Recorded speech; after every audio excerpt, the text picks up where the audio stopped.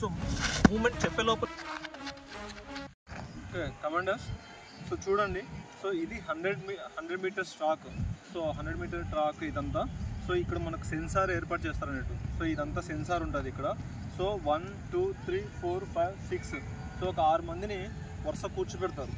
So మీరు వినాల్సింది, మీరు చేయాల్సిన కాన్సెప్ట్ ఏంటంటే, సో ఒక బ్యాచ్కి 6 మందిని మనకి ఇక్కడ వదులుతారు అన్నప్పుడు సో కరెక్ట్గా స్టిఫ్గా సో సేమ్ పొజిషన్లో సో ఇలానో కూర్చోబెడతారు.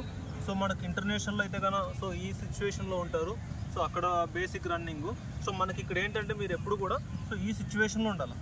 సో ఈ సిచ్యువేషన్ నుండి సో మూమెంట్ చెప్పే లోపలే సో జరుకు వచ్చేసిన అలా బాడీకి. ఓకే, సో ఈ బాడీ జరుకు ఉంటేనే సో రేపు మీరు గెటన్ అవుతారు ఖచ్చితంగా. ఇంకోటి ఏంటంటే, సో ఇక్కడ ఎవరైతే మీకు ఇక్కడ ఎక్స్ప్లెయిన్ చేస్తారో వ్యక్తి సారు వాళ్ళు ఉండి సో వాళ్ళు విజిల్ వేస్తారో సో షౌట్ చెప్తారో సౌండ్, సో ఆ కాన్సన్ట్రేషను ఆ సౌండ్ అంతా మీది సో అక్కడ చెప్పే వ్యక్తి మీద ఉండాలి. ఎప్పుడైతే ఆయన రెడీ గో అన్నారు అనుకో సో నువ్వు వెళ్ళిపోవాలన్నమాట. సో నీకు ఒక్కసారి జస్ట్ నేను చూపిస్తాను. సో మమ్మల్ని ఒక్కసారి జస్ట్ గో అని చెప్పి చూడు, నేను మూమెంట్ చూపిస్తేలోపు. సో ఓకే, సో మీకు ఇంకొకటి ఏంటంటే కదా, సో ఎప్పుడైతే ఇక్కడ లైన్ మీద ఉంటారో సో ఖచ్చితంగా ఇది పెట్టుకోండి. So movement jerking. సో ఎప్పుడు కూడా ఈ బాడీ జర్కింగ్లు ఉందనుకో సో మూమెంట్ వచ్చేస్తుంది అనమాట. సో ఎందుకంటే చాలామంది ఊకేదో గుడ్డిగా నిలబడి ఉంటారు, అట్లా కాకుండా సో ఖచ్చితంగా సో జర్కింగ్. ఓకే, చెప్పాము ఒకసారి. Ready set go.